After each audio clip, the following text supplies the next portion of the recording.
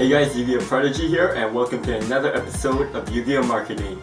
In today's episode, I want to talk about Fire and Ice Hand. These are two cards that are secret rare, and they both came out of Dragons of Legends. And currently they're going around $7.50 as an average low price. Now, these cards aren't that hard to get. I'm pretty sure if you get a box of Dragons of Legends, you could get a few copies of each version. Now, these cards are really good because they're very versatile, they're very flexible, and they can be put in pretty much any type of deck as a tech. You put it in your deck, the Fire Hand, when it's destroyed either by battle or by card effect, destroys one of your opponent's monster, and then it special summons out an Ice Hand. And when Ice Hand is destroyed, you can destroy a spell or trap card on your opponent's field. And then when Ice Hand is destroyed, it summons out a Fire Hand. So pretty much it's a cycle where you just keep summoning out these hands. Your opponent has to probably destroy them, and once they're sent to the graveyard, you can pop a card on the field, which is very good. The only way that you could really stop them is by having something like Macrocosmos. So the downside of this card is, of course, if you open up with multiple cards in your multiple versions of these hands in your hand. So if you open up with like two Fire Hands and like an Ice Hand in your, then you lose part of the cycling effect, where you can just keep summoning them out on the field because they have to be special summoned from the deck. So why is this card good? These two cards are good, but mainly because they're very generic and they could be fit in any deck, as I said earlier. And they're very good for just clearing the board, popping the cards on the field, and protecting yourself from being OTK'd and getting a lot of damage to the face.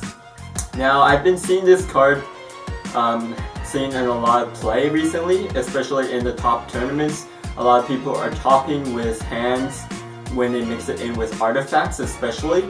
Now, I haven't really played artifacts myself, which I need to get into because I want to make a video about artifacts soon. But artifacts and hands seem to go really well together, and that's why it's been, I would say, one of the topper tier decks right now. For $7.50, how can you make profit off this card?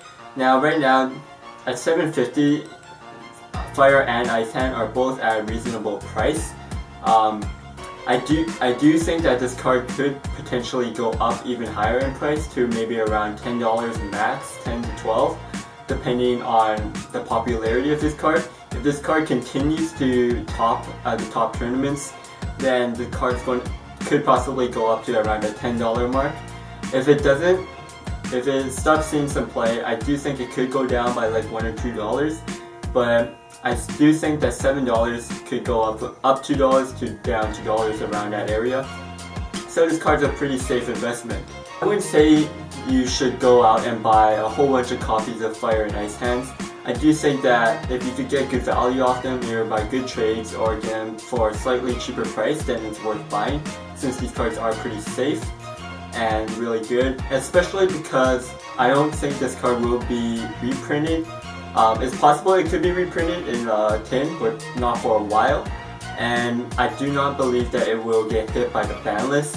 This card is really good, and it's balanced in the fact that if you open up with multiple versions, then you're kind of stuck.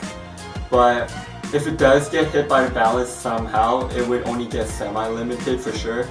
But I do really not think that it's going to get hit. So just to recap everything, Fire and Ice Hand, they're really good cards. You could put them in pretty much any deck as a filler, helps clear the boards out.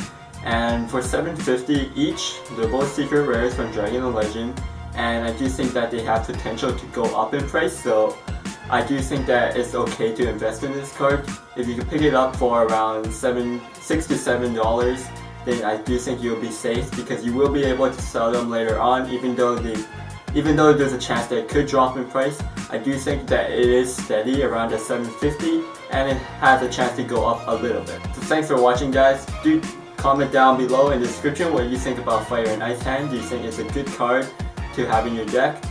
Do you think it's going to do well in the future, and if it's going to get hit in the ban list, and how that will affect the price? Let me know and subscribe because I post videos every week, and I'll see you guys next time. Peace!